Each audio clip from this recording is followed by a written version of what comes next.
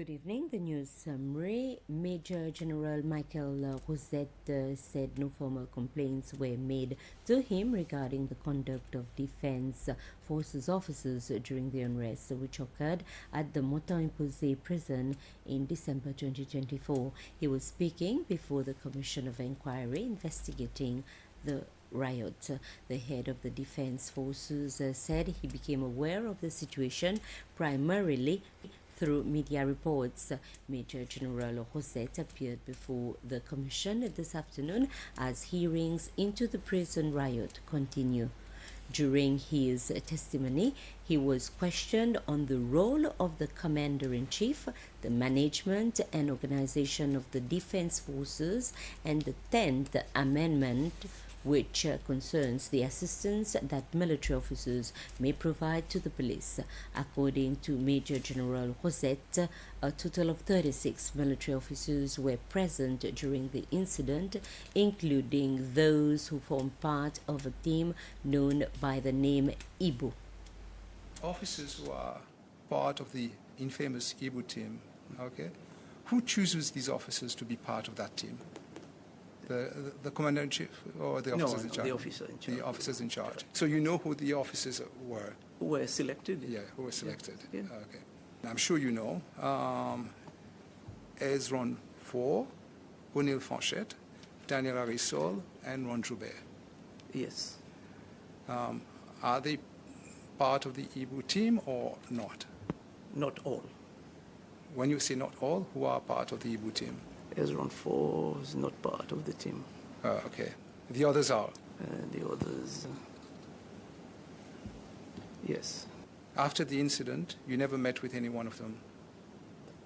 During the briefing, yes, I saw of one or two, probably. I can't remember the names. Were you informed that these 4 officers I've just named were identified as officers who inflicted serious injuries and assaulted a gentleman who lost his life? One I was. You were informed. What action have you taken? Well, the action was the police case. We were waiting for all the documents from the police to see because... The National Assembly has approved a bill that formally establishes the institution's independence and its financial and administrative autonomy. Work on the legislation began more than 20 years ago, and this private member's bill was introduced by the elected member of the National Assembly for Port-Glo, Egbert Aglaé, also the Deputy Speaker. Mr. Aglaé stressed the importance of affirming the Assembly's independence, even though its budget remains under the control of the executive branch. Meanwhile, the leader of the opposition, Bernard Georges, said the move demonstrates the Assembly's commitment to adhering to Commonwealth standards and best practices. He added that the legislation marks an important step in strengthening parliamentary democracy and institutional independence. The government has been reviewing housing agreements since the beginning of the year to identify tenants who may qualify to transition from rental agreements to home ownership.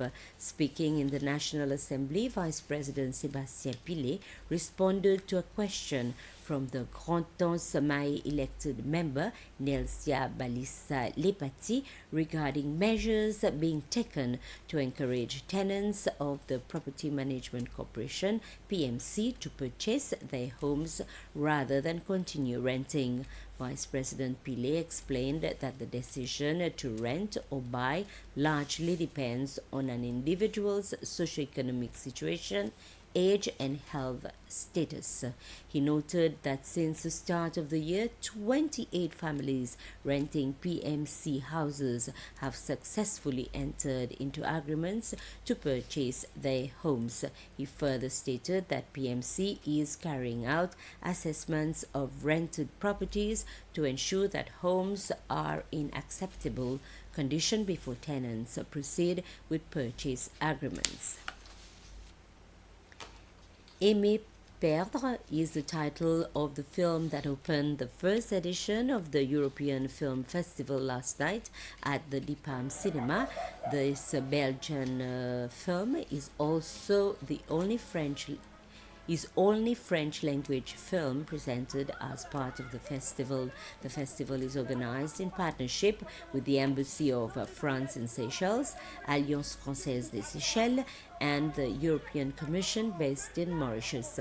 The event will run for 1 week and include screenings of other films at l'Alliance Française, where the public will be able to attend the different sessions free of charge. And this festival also coincides with the European Film Festival organized in several countries. And with this, we end this news summary. Thanks for watching. Good evening.